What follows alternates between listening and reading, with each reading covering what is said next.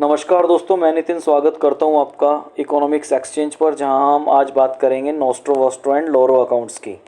देखिए, internationally cross boundary trade में इन तीनों अकाउंट्स की बहुत इंपॉर्टेंस है।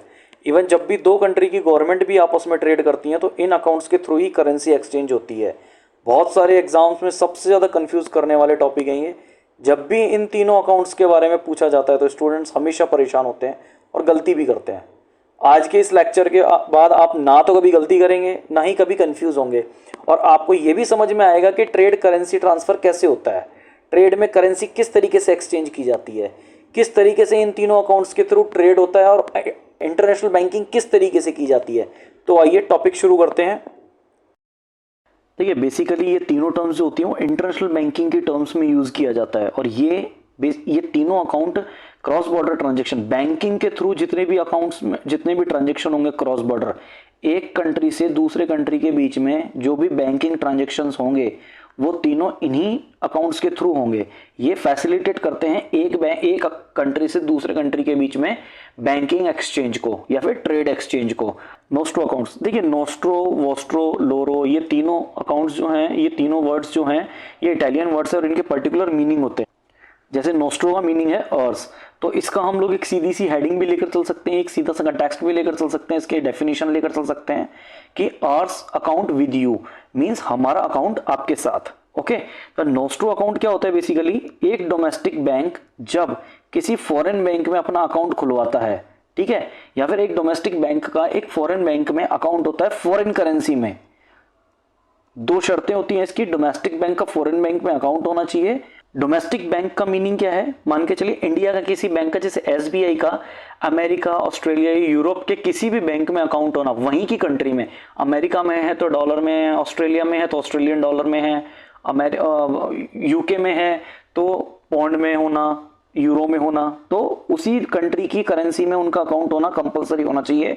तो ये होता है आपका नोस्ट्रो अकाउंट। देखिए, बेसिकली नोस्ट्रो अकाउंट्स जो होते हैं आपके, ये किसी भी बैंक को फैसिलिटेट करते हैं उसके इंटरनेशनल ट्रांजैक्शन के लिए और फॉरेन करेंसी बैलेंस को मैनेज करने के लिए, ठीक है। और ये अलाउ करते हैं बैंक को डिफरेंट करेंसीज को होल्ड करने के लिए। इंटरनेशनल बिजनेस करना होता है, मान के चलिए किसी भी एक बैंक के कस्टमर्स को इंटरनेशनल बिजनेस करना है या फिर बैंक को ही इंटरनेशनल बिजनेस करना है, तो वो नोस्ट्रो अकाउंट्स के थ्रू ही कर सकती है। उसमें वो अपना फॉरेन रिजर्व भी रख सकते हैं, फॉरेन रिजर्व मेंटेन कर सकते हैं और अपने कस्टमर्स का भी उसी से ही पेमेंट कर सकते हैं, उसी में पेमेंट ले सकते हैं। तो देखिए, इसको एक एग्जाम्पल के थ्रू समझते हैं।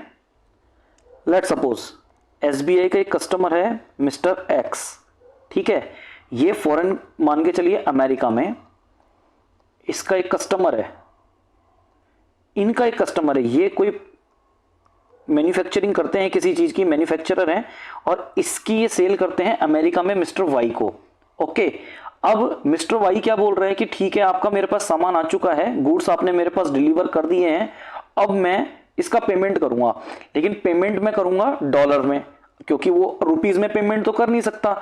अब ये जाएगा एसबीआई के पास, बोलेगा कि ये कस्टमर पेमेंट करेगा आपको और आपको मुझे वो पैसा देना है।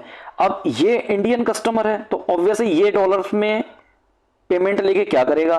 तो एसबीआई क्या करेगा? एसबीआई का एक अकाउंट होता है अमेरिका में, अमेरिका के किसी भी बैंक में, चाहे वो बैंक ऑफ अमेरिका हो या फिर कोई दूसरा बैंक हो, उसका अकाउंट वो डॉलर में मेंटेन करते हैं, उनका होता है नोस्ट्रो अकाउंट। तो ये कस्टमर क्या करेगा? इनके नोस्ट्रो अकाउंट में, जो बैंक ऑफ अमेरिका के साथ में इनका नोस्ट्रो अकाउंट है, उसमें वो डॉलर्स डाल देगा, ठीक है। अब अपने नोस्ट्रो अकाउंट में, अब या तो ये इस नोस्ट्रो अकाउंट से इस अकाउंट में पैसा डालें या फिर उस डॉलर अमाउंट को कन्वर्ट करके इंडियन करेंसी में अपना जो स्वैप कमीशन है, स्वैप मींस कमीशन, इनका जो कमीशन है पर डॉलर, वो पैसा काटकर इस कस्टमर को रुपीज में ये ट्रांजेक्शन कर दें। तो ये हुआ इनका नोस्ट्रो अकाउंट के थ्रू ट्रांजैक्शन। तो इस तरीके से नोस्ट्रो अकाउंट का यूज करते हैं हमारे इंडियन बैंक या फिर कोई भी डोमेस्टिक बैंक फॉरेन कंट्री में। ओके, ये एसबीआई ने बैंक ऑफ अमेरिका में अपना एक अकाउंट खुलवाया हुआ है नोस्ट्रो, जिसको हम बोलेंगे नोस्ट्रो, बट उस अकाउंट में जितनी भी करेंसी रहेगी वो रहेगी आपकी डॉलर में। डॉलर करेंसी इस अकाउंट में रहेगी, मेंटेन करेंगे डॉलर में इस अकाउंट को, that is called as nostro account. Okay, आगे बढ़ते हैं। वोस्ट्रो अकाउंट बेसिकली क्या होता है? Vostro is an Italian word that means ours, ठीक है, सॉरी यहां होना चाहिए योर्स, ये गलत टाइप हो गया, सॉरी, यहां होना चाहिए yours. Your account with us means किसी भी फॉरेन बैंक का डोमेस्टिक बैंक में अकाउंट होना, that is called as vostro account. Basically vostro account जो है वो आपका नोस्ट्रो अकाउंट का मिरर इमेज है एक तरीके से। नोस्ट्रो में क्या होता है, आपका डोमेस्टिक बैंक का अकाउंट होता है फॉरेन बैंक में, बट वोस्ट्रो में आपका फॉरेन बैंक का अकाउंट होता है डोमेस्टिक बैंक में, बट ये इसका होता है फॉरेन करेंसी में नोस्ट्रो में, और वोस्ट्रो में रहेगा आपका डोमेस्टिक करेंसी में। और वोस्ट्रो अकाउंट जो मैनेज किए जाते हैं वो डोमेस्टिक करेंसी में किसी फॉरेन बैंक के साथ ट्रेड करने के लिए यूज किए जाते हैं, ठीक है। इसमें ये सारे के सारे ट्रांजेक्शन्स मैनेज करता है आपका डोमेस्टिक करेंसी में। मान के चलिए एसबीआई वोस्ट्रो अकाउंट खोलेगा किसी भी मान के चलिए ड्यूश बैंक है, उसका अकाउंट इन्होंने यहां खोल दिया, तो ये जितना भी वोस्ट्रो अकाउंट जो खोलेगा वो सारा का सारा काम करेगा ये रुपीज में, ठीक है। इसका एक एग्जांपल ले लेते हैं। चलिए कोई कस्टमर है ए, वो अमेरिकन कस्टमर है, उसको पेमेंट करना है बी को जो कि एक इंडियन कस्टमर है, तो ये जाएगा बैंक ऑफ अमेरिका के पास, क्योंकि इसका अकाउंट बैंक ऑफ अमेरिका के पास है। वो बोलेगा कि मुझे पेमेंट करना है बी को, तो बैंक ऑफ अमेरिका क्या करेगा, इनसे डॉलर में पेमेंट ले लेगा, और इसका जो वोस्ट्रो अकाउंट है जो इन्होंने एसबीआई, क्योंकि इस पर्सन का अकाउंट एसबीआई में है तो ये एसबीआई या फिर किसी दूसरे बैंक में भी हो सकता है, बट इनका जब एसबीआई में है तो वो एसबीआई के पास जाएगा, कहेगा आप मुझसे ये डॉलर ले लीजिए और रुपीज में इनको कन्वर्ट करके इस कस्टमर को इसका पेमेंट कर दीजिए। तो ये हुआ वोस्ट्रो वाला केस। वोस्ट्रो वाले केस में वोस्ट्रो अकाउंट डोमेस्टिक करेंसी को एप्रिशिएट करने के लिए खोले जाते हैं। और उसके यहाँ पर एग्जांपल भी बैंक ऑफ अमेरिका ने एसबीआई के पास एक अपना अकाउंट खुलवाया जिसको मैंने बोला वोस्ट्रो अकाउंट, बट ये खुलवाया इन्होंने इंडिया में, और इसमें जो भी ट्रांजेक्शन होगा वो होगा रुपीज में, ठीक है। यहां पर ये जो भी अमाउंट लेके आएंगे डॉलर से उसको कन्वर्ट करवाएंगे रुपीज में, और रुपीज से ये एसबीआई को जाएगा। इससे हमारी जो रुपीज है वो मतलब डोमेस्टिक करेंसी है वो एप्रिशिएट होगी। लोरो अकाउंट्स, लोरो का मीनिंग होता है देयर, मींस उनका अकाउंट उनके साथ में, their account with them.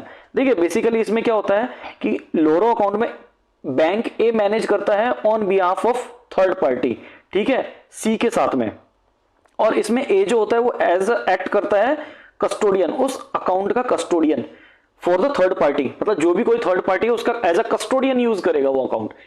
Bank ए का अकाउंट रहेगा बैंक सी के साथ में, और बैंक ए का अकाउंट बैंक सी के किसी भी ट्रांजेक्शन के लिए यूज किया सकता है by the third party on behalf of third party. तो इसका एग्जांपल देख लेते हैं। देखिए ये है एसबीआई, ये है आपका आईडीएफसी फर्स्ट बैंक, और ये है बैंक ऑफ अमेरिका। बेसिकली ये जो ट्रांजेक्शन होगी ये तीनों के बीच में होगी। आईडीएफसी का नोस्ट्रो अकाउंट नहीं है, बैंक ऑफ अमेरिका के साथ में इनका नोस्ट्रो अकाउंट नहीं है, लेकिन एसबीआई होल्ड करता है एज बैंक ऑफ अमेरिका के साथ एक नोस्ट्रो अकाउंट। तो अब इसका एक कस्टमर है, वो आया, उसको बोला कि मुझे पेमेंट करना है अमेरिका में। अमेरिका में इनका एक कस्टमर है, ए नाम का बंदा है, इसका कस्टमर है बी, अमेरिका में है, उसको पेमेंट करना है। तो आईडीएफसी बोलता है कि मेरे पास तो नोस्ट्रो अकाउंट है नहीं, तो ये बोलेगा एसबीआई को कि मेरा नोस्ट्रो अकाउंट नहीं है और मेरा एक कस्टमर है ए जिसको पेमेंट करना है अमेरिका में, एक कस्टमर को बी जिसका नाम बी है उसको पेमेंट करना है। तो एसबीआई इनसे कुछ चार्जेस लेगा और अपने नोस्ट्रो अकाउंट्स चार्जेस लेकर अपने नोस्ट्रो अकाउंट से बैंक ऑफ अमेरिका में जो उनका कस्टमर है उसको डॉलर्स में पेमेंट कर देगा। तो इस तरीके से आपके लोरो अकाउंट्स यूज किए जाते हैं। मींस ये पार्टी इनके पास, ये थर्ड पार्टी हो गई, ये फर्स्ट पार्टी है, और ये आपकी बैंक है सी, ठीक है। इसके बिहाफ पर एसबीआई आईडीएफसी फर्स्ट बैंक के बिहाफ पर बैंक ऑफ अमेरिका को पेमेंट कर रहा है, ठीक है। ये कॉन्सेप्ट होता है आपका लोरो अकाउंट्स का। Now I think you guys understand the topic very well. Nostro vostro and loro account का कॉन्सेप्ट आप लोगों को बहुत अच्छे से समझ में आ चुका होगा। अगर आपको हमारी वीडियो थोड़ी सी भी हेल्पफुल लगी हो तो please like share and subscribe our channel economics exchange. Thank you for watching us.